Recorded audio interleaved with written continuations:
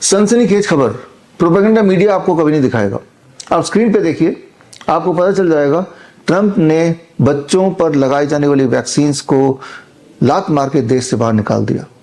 आप ट्रंप के इस न्यूज को देखेंगे तो आपको समझ आएगी कि अभी तक जो बच्चों को 72 शॉट्स लगते थे बचपन में लगाई जाने वाली वैक्सीन, उनमें से अधिकतरों को खत्म कर दिया।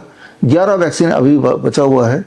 एक्चुअली ट्रंप जब प्रेसिडेंट बनने वाले थे तभी उन्होंने बोल दिया था कि उन्हें लगता है कि ये जो वैक्सीन है इसके खेल की वजह से ही बच्चों में ऑटिज्म आ रहा है और उनका एक सबसे बड़ा काम रहेगा कि इन वैक्सीन को ख़त्म करना।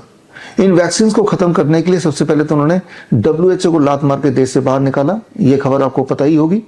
और उसके बाद 22 सितंबर को उन्होंने एक बड़ा प्रेस कॉन्फ्रेंस करके ऐलान कर दिया और साफ साफ बता दिया कि जो बच्चे वैक्सीन नहीं लगाते उनमें कभी भी ऑटिज्म नहीं होता और जिनमें ऑटिज्म होता है वो वही बच्चे हैं जो वैक्सीन लगाते हैं और वैक्सीन की वजह से ही ऑटिज्म होता है।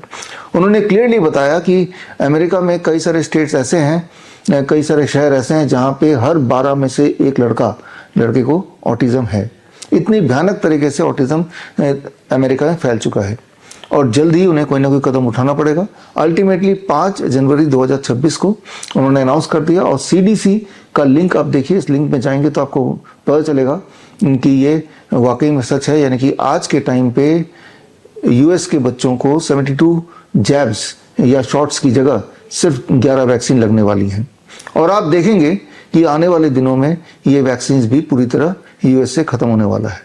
इस चीज से आपको ये समझ आ रहा होगा कि ये जो वैक्सीन का खेल है इसी की वजह से आज हमारे देश में बात करें या दुनिया में बात करें, बच्चे बेहद बीमार हैं।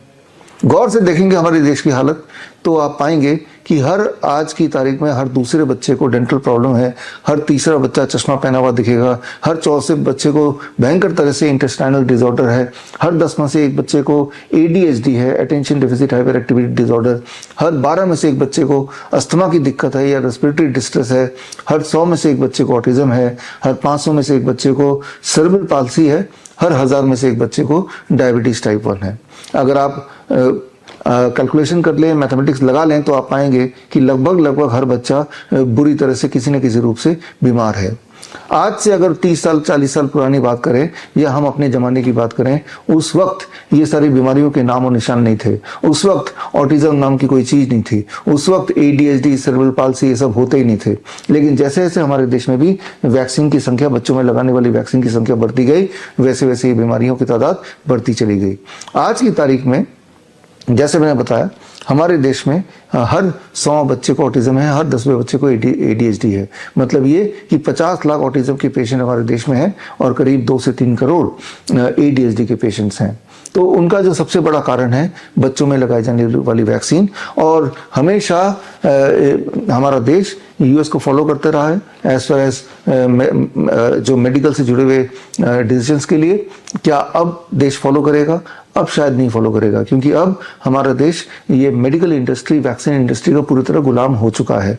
और इसीलिए आज की तारीख में भी हमारे देश में एक बच्चे को 30 से 40 वैक्सीन तो लगाए ही जा रहे हैं और हालत तो आप देख रहे गंभीर होती जा रही है। जो बात मैंने आज बताई है कोई पहली बार नहीं बताई, याद कीजिए। 30 नवंबर राजीव दीक्षित जयंती के दिन 2025 यानी कि 2 महीने पहले ही मैंने ये किताब रिलीज की थी, ऑटिज्म से आज़ादी, और इस किताब में सारी बातें लिख दी थी और ट्रंप ने क्या किया, क्या करने वाले हैं और देश दुनिया में किस प्रकार भयंकर रूप से वैक्सीन के खेल की वजह से ये सारा बच्चों में जो एक महामारी आ रही है, बच्चों की महामारी बोल सकते हैं, उसका मेन कारण वैक्सीन और सारे सबूत इसमें दिए ही हैं। और अगर आप में से किसी को ये लगता है कि ये सारा वैक्सीन जो है इनसे बच्चों को लाभ मिला है, आपको लाभ मिला है, तो लाभ मिला है ऐसा आपको बताया जा रहा है, लेकिन क्या ऐसा कोई सबूत कभी किसी ने कभी दिया है? आई एम श्योर कि नहीं दिया है, क्योंकि ऐसा कोई सबूत है ही नहीं। इस पे 23 जनवरी यानी सुभाष चंद्र बोस जयंती के दिन हमने एक बड़ा प्रेस कॉन्फ्रेंस किया, एक बड़ा कार्यक्रम किया दिल्ली में, और उसका लिंक आप स्क्रीन पे देख रहे हैं। इस लिंक में जाके देखेंगे तो सारे सबूत आपको मिल जाएंगे और आप खुद ही कन्विंस हो जाएंगे कि वैक्सीन सिर्फ एक खेल है, मानव को, इंसान को बीमार रखने का एक तरीका है। और हमने 23 जनवरी को ये किताब भी रिलीज की अंग्रेजी एडिशन में, जो हिंदी एडिशन तो 30 नवंबर को रिलीज की, अंग्रेजी एडिशन क्योर ऑटिज्म नाउ ये भी रिलीज किया। और साथ ही में हमने पेश किया हमारे ऐसे बच्चे जो एक टाइम पे ऑटिस्टिक थे बिकॉज ऑफ द वैक्सीन्स। वो सारे बच्चे स्टेज पे आए, उनके पेरेंट्स ने बताया कि जैसे जैसे वैक्सीन लगाते चले गए वैसे वैसे हमारे बच्चे की बोलचाल बंद हो गई, उनका हाइपर एक्टिविटी शुरू हो गया, उनका एबनॉर्मल बिहेवियर शुरू हो गया और वो अलग थलग रहने लगे, सोशल इंटरेक्शन कम हुआ। और ये सारी बातें उन्होंने अपने मुंह से तो बताई, एट द सेम टाइम उन्होंने ये बताया कि जैसे जैसे कैन प्रोटोकॉल की और ऑटिज्म नाउ प्रोटोकॉल हमने बच्चों के ऊपर अप्लाई किया तो उनकी स्पीच वापस आ गई, उनका हाइपर एक्टिविटी कम हो गई, उनका ऑटिज्म से जुड़े हुए सिम्टम ठीक होने लगे। तो यानी कि याद रखिए ऑटिज्म इज प्रिवेंटेबल अगर आप बच्चों को वैक्सीन ना दें तो, और दूसरा ऑटिज्म इज क्योरेबल ऑल्सो अगर आप कैन प्रोटोकॉल फॉलो करें तो। खैर मैं उम्मीद करता हूं कि इस वीडियो के बाद आप गंभीरता से वैक्सीन की इंडस्ट्री को समझेंगे और आज के बच्चों के बचपन को बचाने के लिए ये मुहिम से आप जुड़िए, आप जुड़ेंगे ताकि जो पेरेंट्स हैं वो उनमें अवेयरनेस आए कि आप जो वैक्सीन बच्चे को दे रहे हैं ये सोच के कि इससे बच्चे का कोई भला होगा, इससे भला सिर्फ वैक्सीन इंडस्ट्री का होगा, मेडिकल लॉबी का होगा। जो बातें मैंने आपको बताई हैं इनके सारे के सारे सबूत इस किताब में दिए हुए हैं। ये किताब को पढ़ना चाहिए और जो लोग ये किताब पढ़ना नहीं चाहते तो स्क्रीन पे दिए हुए लिंक में जाके 23 जनवरी का मेरा जो प्रेस कॉन्फ्रेंस है उसे देखिए, उसमें सारे सबूत हैं।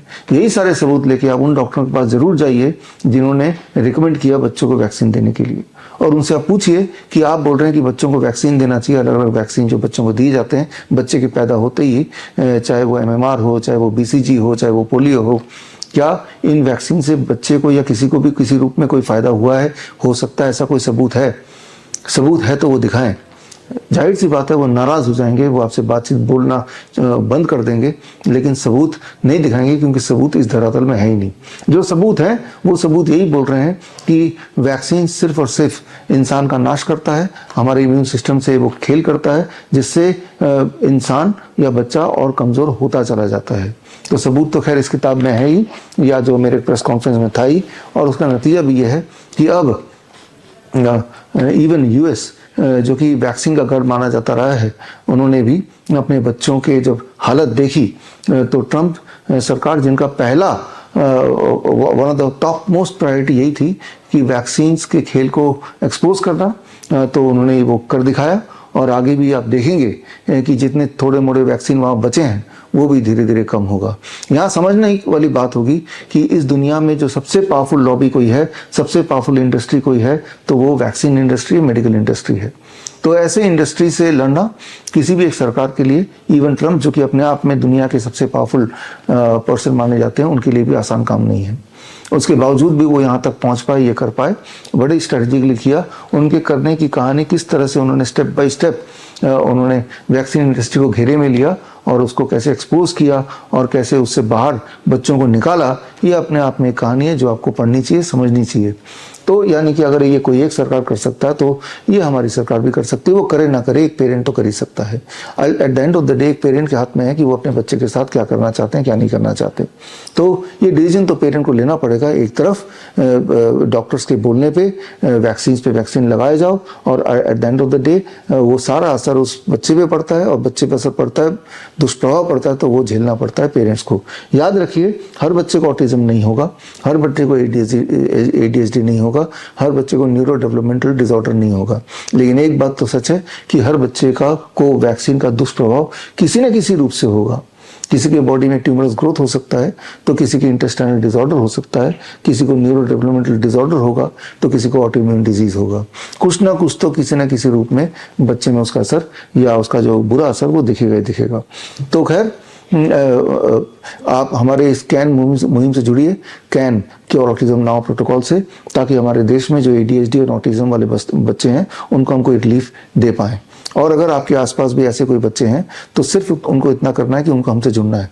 हमसे जुड़ने के लिए स्क्रीन पे दिया हुआ लिंक है, इस लिंक में जाके एक फॉर्म भरेंगे तो हमारी जो ऑटिज्म की स्पेशल डॉक्टरों की टीम है उनसे संपर्क में आएगी और आने के बाद उन बच्चों को घर से आना नहीं है हमारे पास, उन बच्चों को घर पे रहते हुए घर के सामान से ही बच्चों का लाइफस्टाइल को चेंज करना है। और हमने ये देखा है कि बच्चे जब ये कैन प्रोटोकॉल अपनाते हैं, जो सुबह से लेकर शाम तक का एक पैटर्न होता है, एक टाइम टेबल होता है। सुबह ग्राउंडिंग करना, धूप में जाने से लेके नीम के पाउडर को पीने से लेके पानी में घोल के, कुछ प्रोबायोटिक ड्रिंक्स हैं जो घर पे ही बनाने होते हैं, और कुछ चीज़ों को छोड़ना होता है जैसे dairy product, animal food, fast food या गेहूँ।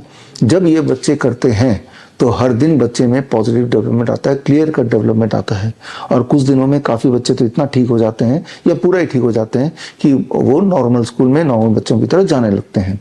तो इस मुहिम में आप जुड़िए। इस मुहिम में जुड़ने से आपकी वजह से, हमारी वजह से एक परिवार पूरी तरह से मेन स्ट्रीम में आ सकता है, एक बच्चे का जीवन मेन स्ट्रीम में आ सकता है। अदरवाइज ये बोल दिया गया था कि बच्चे जो हैं जीवन भर अपने पेरेंट्स पे या किसी न किसी पे निर्भर रहेंगे, तो उस ट्रैप से वो बाहर निकल सकते हैं। तो मैं उम्मीद करता हूँ कि इस वीडियो के बाद आप जुड़ेंगे। जुड़ने के लिए सिर्फ इतना ही करना है, या तो ये किताब पढ़िए या स्क्रीन पे दिया हुआ जो लिंक है उस लिंक में जाके उस वीडियो को देखिए, और साथ ही में आपके आसपास देखिए ऐसे बच्चे जो एबनॉर्मल दिखते हैं, न्यूरो डेवलपमेंटल डिसऑर्डर के पेशेंट दिखते हैं, उनके पेरेंट्स को हम तक कनेक्ट कीजिए। याद रखिए, हमारा जो ऑटिज्म का मुहिम है ये पूरी तरह से मुफ्त है। इस मुहिम में जुड़ने के बाद 1 महीने तक हम व्हाट्सएप ग्रुप के माध्यम से बच्चे को मॉनिटर करते हैं, डेली हर दिन मॉनिटर करते हैं, कई बार 24 घंटे मॉनिटर करते हैं, और मॉनिटर करके बच्चों के पेरेंट्स को हम ट्रेनिंग देते हैं, क्या करना है, कैसे करना है, क्यों करना है, कितने टाइम तक करना है, और उसके जो रिजल्ट्स हैं उनको भी कलेक्ट करते हैं। इस किताब में ऐसे ही 1001 बच्चों के ऑब्जर्वेशन स्टडी दिया हुआ है, और उस स्टडी को आप देखेंगे तो आप पाएंगे कि वाकई में ऑटिज्म और ADHD क्यूरेबल है, ठीक हो सकते हैं। वो सारे सबूत इसमें डाले हैं। जो लोग मुझे सुन रहे हैं, अगर आप में से कोई ऐसे भी हैं जो हेल्थ मिनिस्ट्री से जुड़े हुए हैं या मेडिकल एसोसिएशन से जुड़े हैं, तो मैं आपका स्वागत करता हूँ। आप आइए, हमसे जुड़िए, और हमारे जो सबूत हैं उसका डिटेल, पूरा डिटेल, एक पेशेंट का पूरा डिटेल, यानी कि उनका एड्रेस, उनका फ़ोन नंबर, उनके पहले के रिकॉर्ड्स, उनके अभी के रिकॉर्ड्स, उनके वीडियो, सारा कुछ हमारे पास है, और हम उनको आपको देने को तैयार हैं, इस उम्मीद से कि जब आप देखेंगे there is now a solution to the disorder which is otherwise told to be non curable, अब वो ठीक हो सकता है। तो काम सिर्फ इतना रह गया है कि आप और हम मिलके इस कैन प्रोटोकॉल को उन बच्चों तक, उन पेरेंट्स तक पहुंचाएं। और मेरा और मेरे छोटी सी टीम के लिए इतने बच्चों तक पहुंचना, लाखों करोड़ों बच्चों तक पहुंचना पॉसिबल नहीं। हम तो कुछ 1000 बच्चों तक पहुंच पाए हैं, लेकिन जाहिर सी बात है आप भी अगर इसमें जुड़ जाएंगे तो हम कुछ और एडिशनल बच्चों तक पहुंच सकते हैं। अगर आप हमारे डॉक्टर्स की तरह certified autism and ADHD reversal expert बनना चाहते हैं, तो स्क्रीन पे दिए हुए लिंक में जाके आप हमारा CAAR, that is certification in autism and ADHD reversal 1 month online programme join कर सकते हैं, और उसके बाद इंडिपेंडेंटली जिस तरह से हम बच्चों को ठीक कर रहे हैं आप भी ठीक कर सकते हैं। तो इस मुहिम से जुड़िए, क्यों ना हम एक बच्चे को इस ट्रैप से बाहर निकाल के एक मेन स्ट्रीम में, नॉर्मल स्ट्रीम में लेके आ जाएं। All the best, thank you, जय हिंद।